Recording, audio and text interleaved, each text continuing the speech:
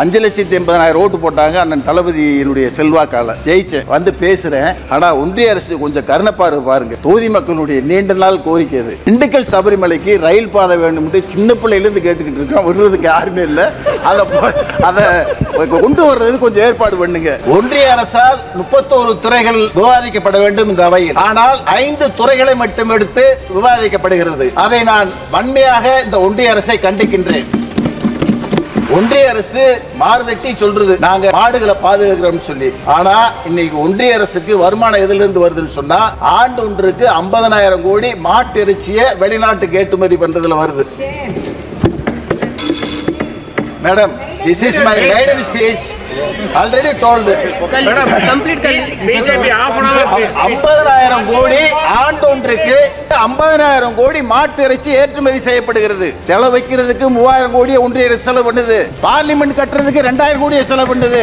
130 கோடி மக்களுக்கு இறைச்சிகளை கொடுப்ப வனவிலங்குகளுக்கு பாதுகாப்பான நிதியை மாநிலங்களுக்கு ஒன்றிய அரசு வழங்க வேண்டும் என்பதுதான் என்னுடைய நியாயமான கோரிக்கை. எதுக்கோ ஜிஎஸ்டி போடுறீங்க. பிராண்டட் நெய்க்கு 12% ஜிஎஸ்டி போடுறீங்க. சாதா நெய்க்கு 5% போடுறீங்க. நான் கேட்கிறேன், 16 லட்சம் கோடியை கடனை வாங்கிட்டு வெளிநாட்டுக்கு ஓடிவிட்டாங்க. அந்த கடனை தள்ளுபடி பண்றீங்க ஒன்றிய அரசு. பாவம் ஏழை விவசாயி மக்கள் பாலை பீச்சுறதுக்கு எவ்வளவு சிரமப்படுறாங்க. அவங்க வாங்குற கடனுக்கு 100% மானியத்தை கொடுங்க, கடனை கொடுங்க, அதற்குண்டான நிதியை ஒதுக்குங்க. தமிழ்நாடு முதல்வர் அண்ணன் தளபதி இந்தியா கூட்டணி ஆட்சிக்கு வந்தா இந்தியாவோட சுங்க சாவடியே இருக்காதுன்ற ஒரு செய்தியை சொன்னார். சுங்க கட்டண வசூல் இருக்கக்கூடாதுன்ற செய்தியும் சொன்னார். மக்கள் ஓட்டு போட்டாங்க. 40 நாடாளுமன்ற தொகுதியில் இந்தியா கூட்டணி ஜெயிச்சிச்சு. நான் என்ன சொல்றேன், பால் உட்பட பால் பொருட்கள் ஏற்றி செல்கிற வாகனங்களுக்கு சுங்கச்சாவடியில் கட்டணம் விலக்கு அளிக்கப்பட வேண்டும்.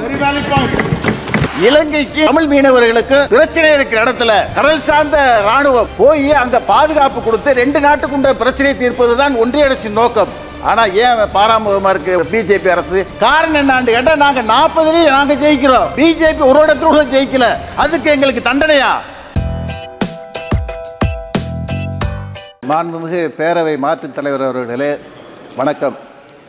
ஒன்றிய அரசால் தமிழ்நாட்டுக்குரிய நிதியையும் திட்டங்களையும் புறக்கணிக்கப்பட்டாலும் முத்தமிழறிஞர் கலைஞர்களிடம் கற்றுக்கொண்ட அரசியல் நிர்வாகத்திறன் உடனால் தமிழக மக்களுக்கு வாக்குறுதிகளை நிறைவேற்றி வரும் மாண்புமிகு தமிழ்நாடு முதல்வர் முத்துவேல் கருணாநிதி ஸ்டாலின் அவர்களுடைய நல்லாசியோடும் என்னை வெற்றி பெற செய்த தேனி நாடாளுமன்ற தொகுதி மக்களுக்கும் கூட்டணி கட்சி தலைவர்களுக்கும் கழக உடன்பிறப்புகளுக்கும் எனது மனமார்ந்த நன்றியை தெரிவித்து எனது கன்னி பேச்சை துவங்குகிறேன். This is my maiden speech.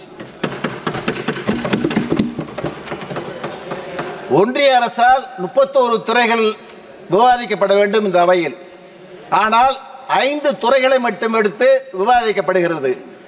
அதை நான் வன்மையாக இந்த ஒன்றிய அரசை கண்டிக்கின்றேன்.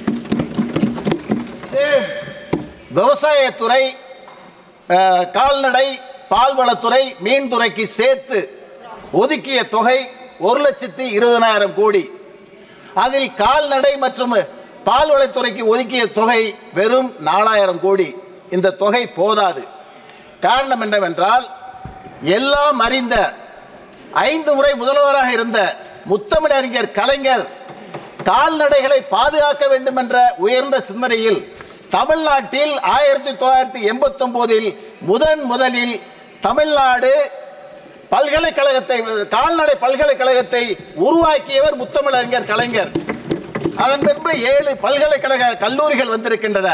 அதன் மூலம் தமிழ்நாட்டில் பல கால்நடைகளை வளர்ப்பதற்கு, விவசாயிகளை பாதுகாப்பதற்கு உண்டான திட்டங்களை தமிழ்நாடு முதல்வர் முத்தமிழறிஞர் கழகத்துடைய புதல்வர் தளபதி ஸ்டாலின் வழங்கி வருகிறார்கள்.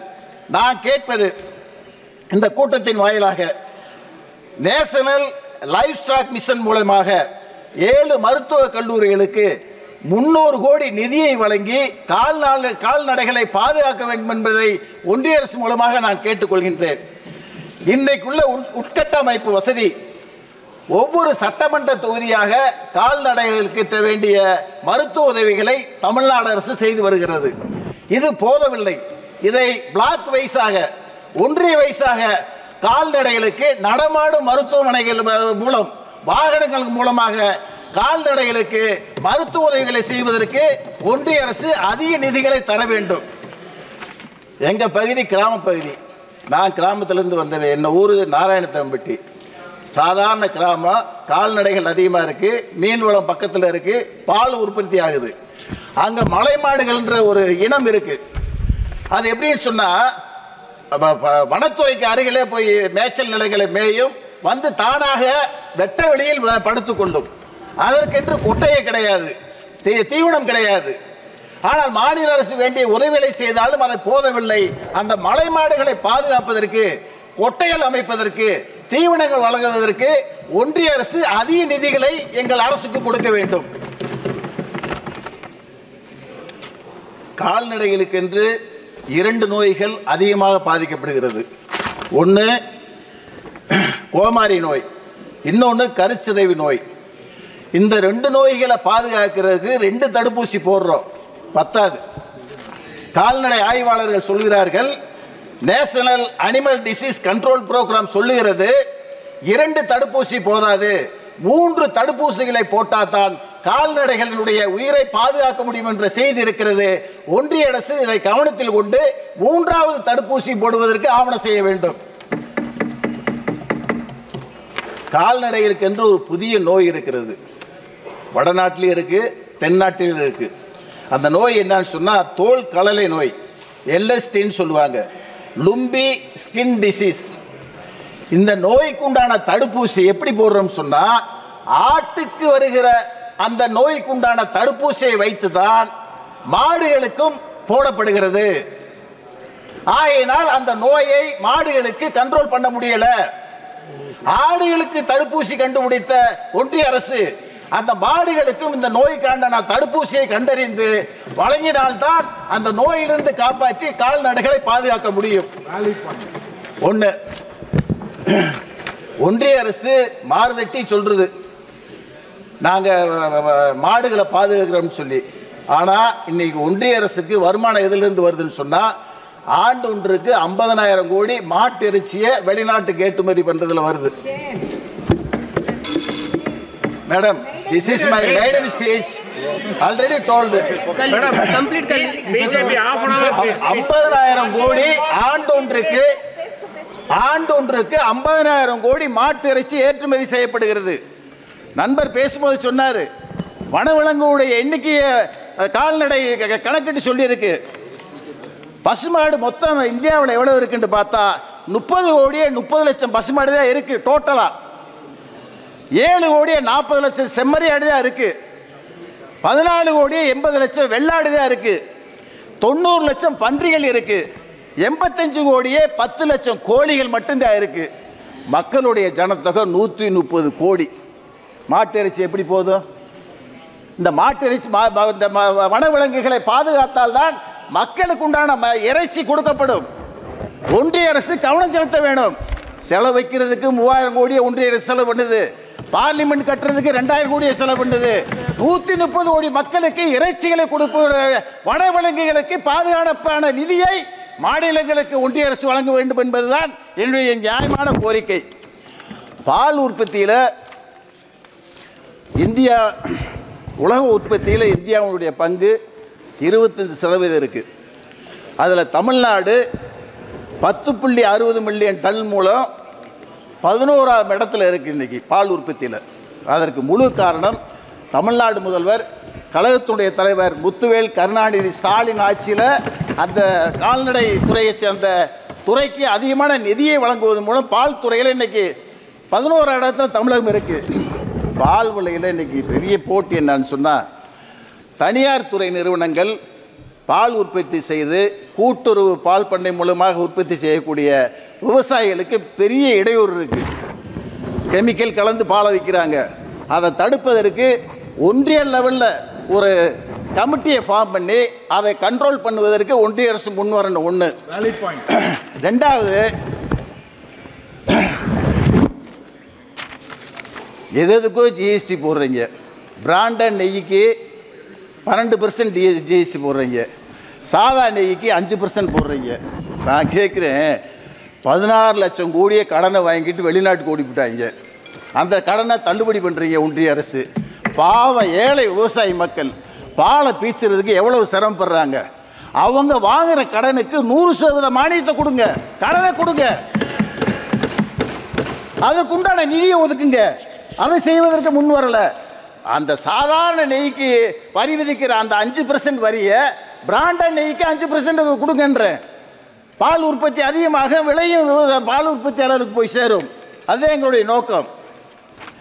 சுங்க கட்டணம் தமிழ்நாடு இந்தியா முழுக்க பல ஆயிரம் சுங்க கட்டணம் இருக்குது. எங்கள் தமிழ்நாடு முதல்வர் அண்ணன் தளபதி சொன்னார் தேர்தல் அறிக்கையில், இந்தியா கூட்டணி ஆட்சிக்கு வந்தால் இந்தியாவில் சுங்க சாவடியே இருக்காதுன்ற ஒரு செய்தியை சொன்னார். சுங்க கட்டணம் வசூல் இருக்கக்கூடாதுன்ற செய்தியும் சொன்னார். மக்கள் ஓட்டு போட்டாங்க. 40 நாடாளுமன்ற தொகுதியில் இந்தியா கூட்டணி ஜெயிச்சிச்சு. நான் என்ன சொல்கிறேன், பால் உட்பட பால் பொருட்கள் ஏற்றி செல்கிற வாகனங்களுக்கு சுங்கச்சாவடியில் கட்டணம் விலக்கு அளிக்கப்பட வேண்டும். Honorable member, please conclude.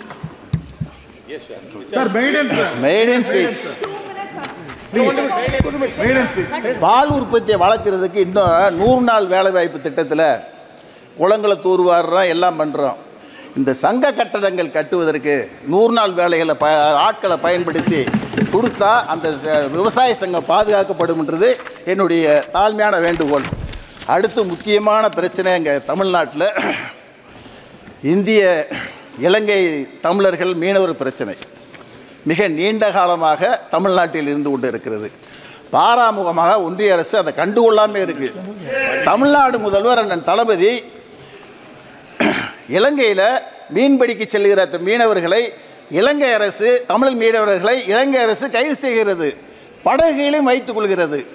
அப்படி இருந்த 174 படகுகளுக்கு உண்டான தொகையை 6 லட்சம் வீதம் அந்த குடும்பங்களுக்கு வழங்கிய முதல்வர் தமிழ்நாடு முதல்வர் அண்ணன் தளபதி.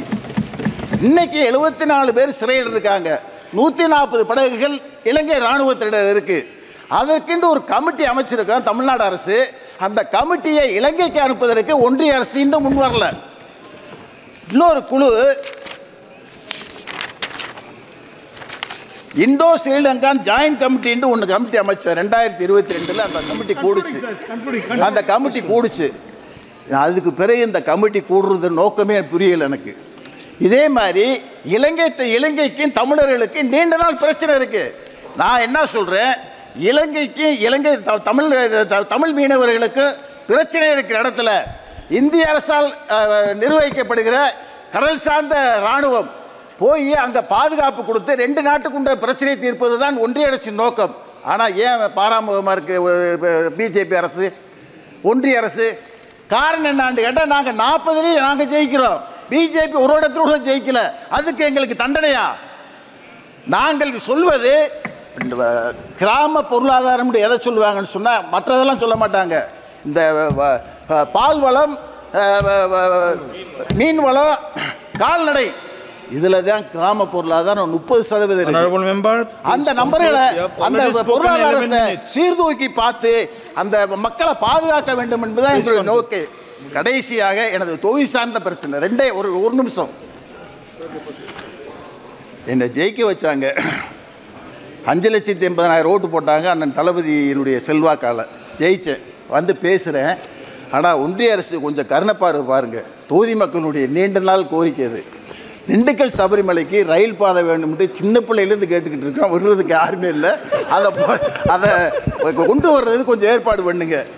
உசிலம்பட்டி, ஆண்டிப்பட்டி, தேனி, போடிக்கு பைபாஸ் சாலை வேணும். நாங்கள் மதுரைக்கு போகிறதா இருந்தால் 100 கிலோமீட்டர் 1.5 மணி நேரத்தில் போகலாம். ஆனால் 3 மணி நேரம் ஆகுது.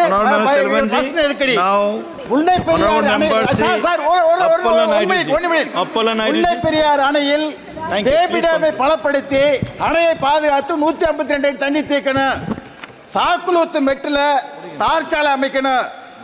ஆண்டிப்பட்டியில் மயிலாடுதுறை மல்லப்புரம் சாலை விரிவுபடுத்தணும். கிளையோன் கோயில் சாலை விரிவுபடுத்தணும். சோழவந்தான் நகரில் அனைத்து இன்று செல்ல வேண்டும் என கேட்டு வணக்கம். தேங்க்யூ.